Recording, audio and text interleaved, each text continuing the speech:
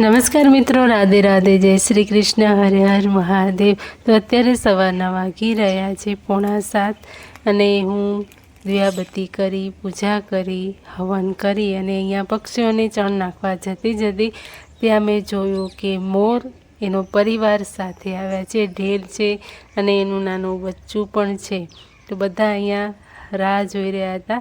ગઈકાલે સાંજના નાખેલા દાણા જે હતા બધા ચણી રહ્યા હતા। ખિસકોલી, કબૂતર, પોપટ હજી નથી આવ્યા। હું ચણ નાખીને આવીશ ને એટલે પાછળ તો પોપટ પણ ઢગલો બધા આવી જશે।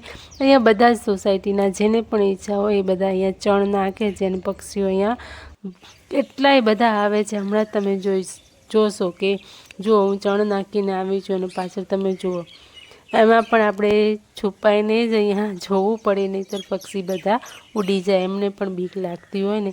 તો તમે જોઈ શકો છો પોપટ પણ કેટલા બધા આવી ગયા છે।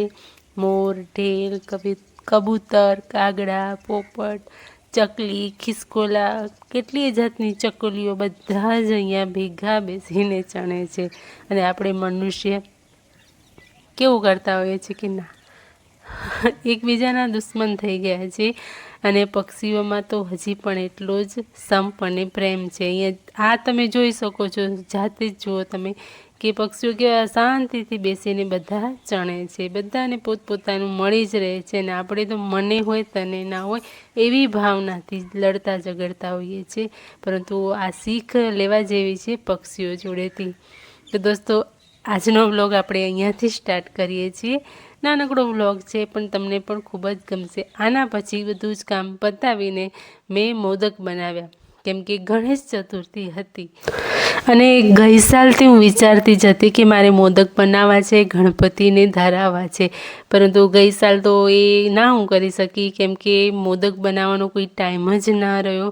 પરંતુ આ વખતે તો મેં મોદક બનાવી જ દીધા અને એટલા સરસ બન્યા હતા। ડ્રાયફ્રૂટના મોદક છે, મોઢામાં નાખતાની સાથે જ ઓગળી જાય અને જે લોકો ડાયટ કરતા હોય ને એના માટે પણ આ એકદમ હેલ્ધી છે અને ઘી પણ નથી, ફક્ત 4 ચમચી ઘીથી મેં આ મોદક બનાવ્યા છે।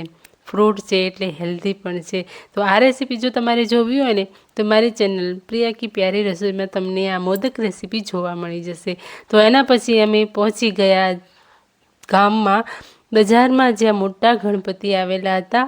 કાયમ અહીંયા હોય છે અને કાયમ અમે દર્શન કરવા આવતા જોઈએ છીએ। તો એ પ્રસાદ લઈને હું અહીંયા ગણપતિ દાદાને ધરાવવા માટે અમે આવી ગયા અને અત્યારે સાંજના વાગી રહ્યા છે સમથિંગ 5ની આજુબાજુ અમે આવ્યા હતા, કેમ કે ગણેશ સ્થાપના અહીંયા લેટ જ થઈ હતી, 3 વાગ્યાની આજુબાજુ। એટલે સાંજે હું અને અસુ બંને અહીંયા દર્શન કરવા માટે આવી ગયા, પ્રસાદ ધરાવ્યો અને આટલા મોટા ગણપતિ હોય ફોટોશૂટ ના કરીએ એવું તો બને જ નહીં।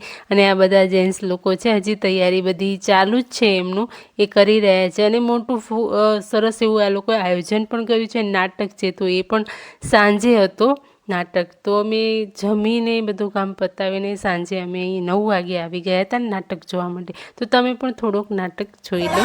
जनाब का है बंदी का नाम कश्मीरा है।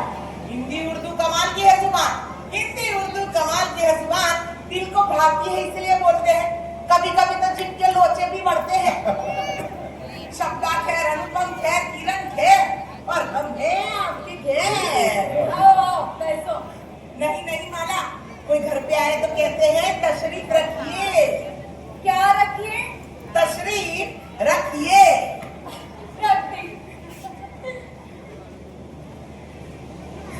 કેમ છો ભાભી? છેલ્લે કઈ પિક્ચર જોયું? डैनी जिगर 5 बार। 5 વાર? हाँ भाई साहब, इसमें क्या है कि मगज में गिरा ही नहीं, ऊपर से ही चला गया वाया विरंगाम।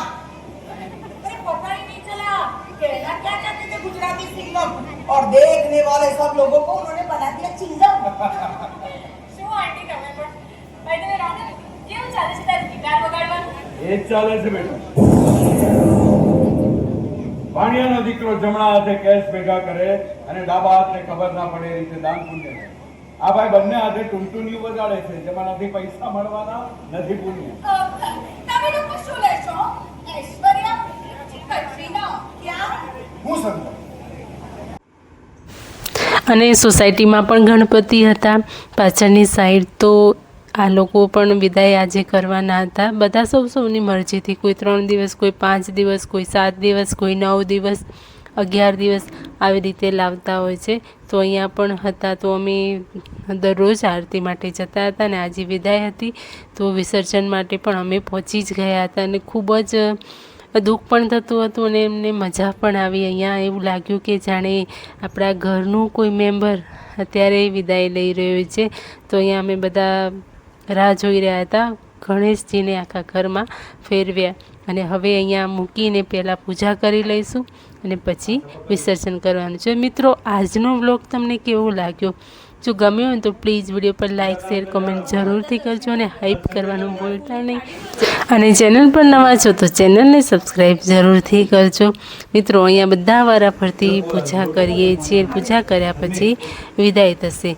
હવે વિદાયમાં ક્યાં ગણપતિ દાદાનું વિસર્જન કરવાનું છે, કોણ કોણ જાય છે, કેટલા વાગે, એ બધી જ ડિટેલ્સ હું તમને જણાવીશ, પરંતુ આવતીકાલના વ્લોગમાં. તો મિત્રો, આજનો વ્લોગ આપણે અહીંયા જ સમાપ્ત કરીએ છીએ. મળીએ છીએ આવતીકાલના વ્લોગમાં. ત્યાં સુધી બધાને હરે હર મહાદેવ. ગણપતિ બાપા બોલ્યા